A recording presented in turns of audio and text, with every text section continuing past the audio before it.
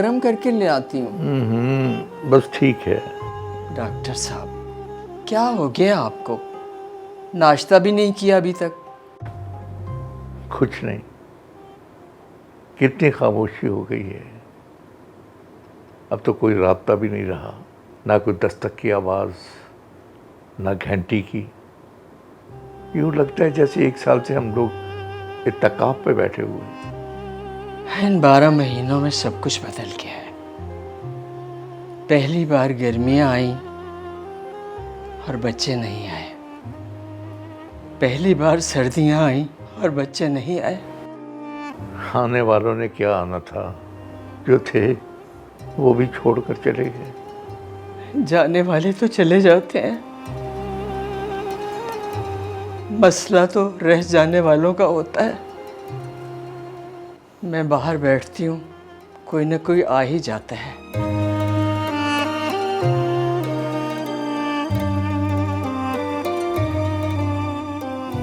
अब तो इस राह से वो शख्स गुजरता भी नहीं। किस उम्मीद पे दरवाजे से झांके कोई आहट, कोई आवाज, कोई चाप नहीं। दिल की गलियां बड़ी सुनसान हैं। आए कोई।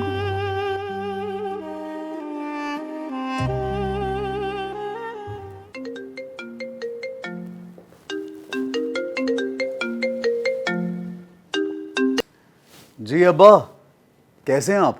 मैं ठीक हूँ, बस दिन गुजर रहे हैं। अब्बा, ऐसे तो ना कहिए। अच्छा नहीं कहता। रात ठीक से सोए या नहीं? अब मैं तुम्हारी माँ तो हूँ नहीं कि जो सुबह उठते ही फौरन अपनी कहानी शुरू कर दे कि रात क्लॉक की टिक टिक की वजह से मैं सो नहीं सकी। अब्बा, बस करें, बस। एक तो आपके अंदर का क्रिएटिव नहीं मरता। मेरा क्रिएटिव तो कब का मर चुका, मैं नहीं मरता। अच्छा, मुझे ये बताइए कि हालात कैसे हैं? हालात कैसे होंगे? हालात वैसे ही हैं बेटा जैसे पहले थे। लेकिन इस साल पूरी दुनिया ने देख लिया कि अपनी मर्जी से आज़ादी से सांस लेना कितनी बड़ी नेमत है। बगैर पूछ-गिछ के कहीं जाने का, किसी से मिलने का, किसी दोस्त से बात करने का इरादा करना कितना बड़ा इख्तियार है। लेकिन शायद यही हमारा मुकद्दर है। अब्बा, पूरी दुनिया किधर देखती है? लोग वही देखते हैं जो देखना चाहते हैं। करीब के पार्क में अगर बोटिंग बंद हो जाए ना, तो परेशान हो जाते हैं। डल झील के शिकारों का बंजर हो जाना किसी को बुरा नहीं लगता, लेकिन हमारे सुलगते चिनार देखकर हरियाणा से आगे किसी का दिल नहीं पिघलता। टीवी पे नाइंसाफी देखना और बात है बाबा। खुद पे जुल्म हो तो आदमी और तरह से लड़ता है। ठीक कह रहे हो।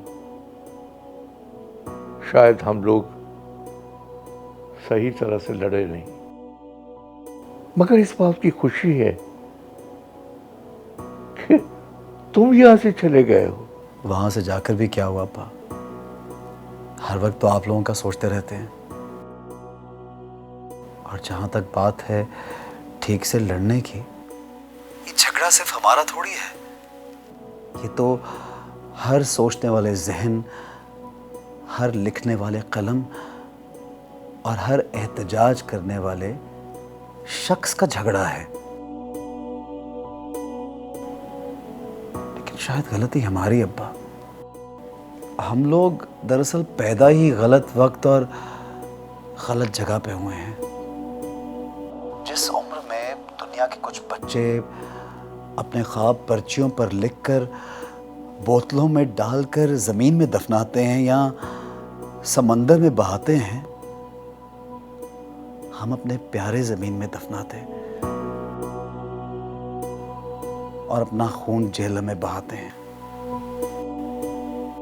जब दुनिया भर के माँ बाप अपने बच्चों को यूनिवर्सिटीज़ में और बड़े शहरों की तरफ भेज रहे थे, हमारे वालिदैन हमें जामिया से दूर अपने घरों में रख रहे थे। जिस वक्त नौजवान तारीख, आइन और सियासत को डिस्कस कर रहे थे, हम लोग कर्फ्यू, इनकलाब और जबर के मायने सीख रहे थे। किताब पढ़ने के हालात नहीं थे और बंदूक उठाने की ख्वाहिश नहीं थी। शायद हम फैसला करने में चूक गए। हम समझते थे कि जिन हाथों में इख्तियार होता है उनके सीने में दिल भी होता है। हम जमहूरियत के इस जबर से कहाँ वाकिफ थे।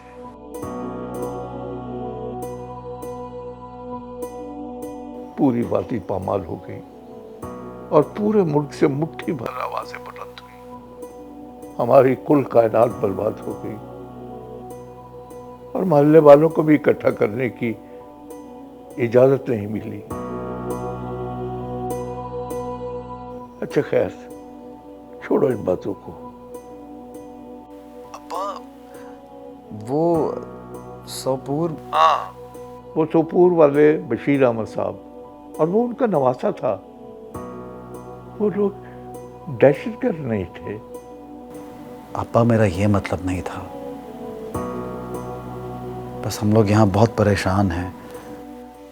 बच्चे भी हर वक्त आपका पूछते रहते हैं। अब्बा, हमारे लिए तो ज़िंदगी बस कश्मीर में गुजारी एक छुट्टी से दूसरी छुट्टी के दरमियान गुजरा हुआ वक्त है। आपका वक्त कैसे गुजर रहा है? वक्त की यही तो अच्छी आदत है कि वो गुजर जाता है। पहले तुम्हारे भाई के साथ सर खपाना पड़ता था कि तुम्हें अच्छी जॉब मिल गई है, तुम शादी कर लो। मगर अब वो सिलसिला भी नहीं रहा। आज भाई का चेहरा में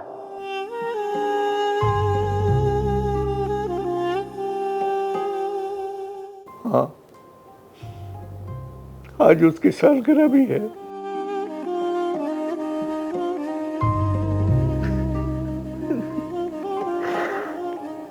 मैं बाप हूं ना, इसलिए दूसरी तरह से सोचता हूं। आप लोग बहुत अकेले हो गए होंगे ना? अकेला कहाँ हूं, कोई ना कोई आया रहता है और फिर वो अंद्राबी साहब के घर चले जाता हूं और डार साहब के घर में भी महफिल जमा लेते हैं।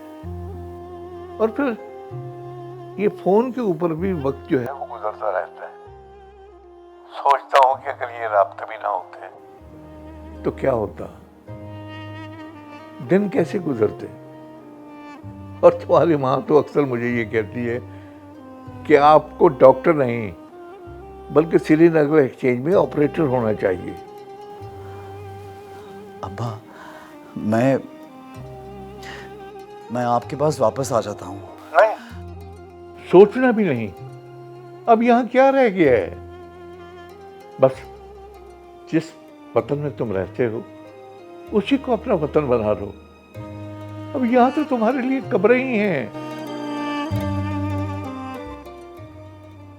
वतन जिंदों से होता है, जिंदानों से नहीं। बस तुमने यहाँ बिल्कुल नहीं आना। हाँ, अलबत्ता रोज तुम हमें फोन करते रहना, उसी से हमारी तुम्हारी मुलाकात भी हो जाएगी।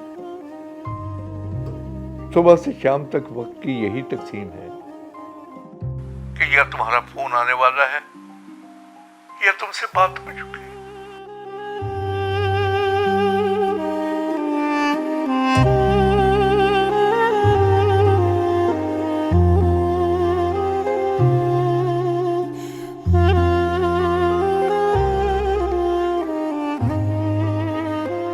बहुत इंतज़ार किया मगर कोई भी नहीं आया।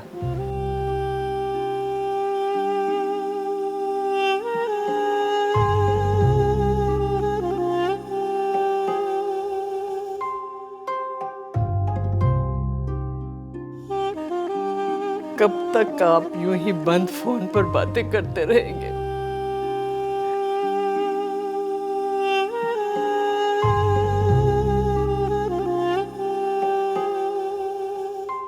सिग्नल तो आते नहीं है यहाँ। सिग्नल राब्ते बंद करने वालों ने वादी के मुकद्दर में मुस्तकिल खामोशी लिखती है। अब तो गोलियों, सायरन और कर्फ्यू के ऐलान के अलावा कोई आवाज सुनाई नहीं देती।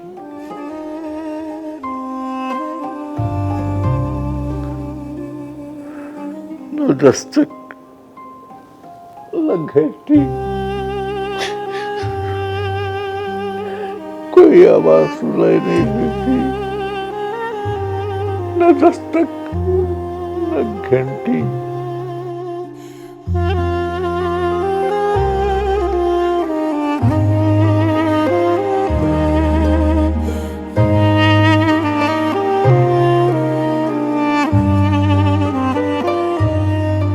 साल होने को है, घंटियां बंद हैं, दस्तकें, रास्ते, राब्ते बंद हैं। बंद हैं अमन के कारखाने सभी, सब दुकानें अदल और इंसाफ की। इस जमीन के झरोकों, शिकारों, मोहल्लों में अब जुल्म का राज है। आसमां बंद है।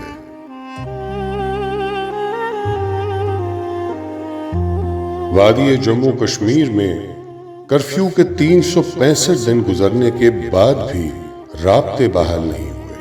लाखों कश्मीरी अपने प्यारों की आवाजों को तरसते हैं।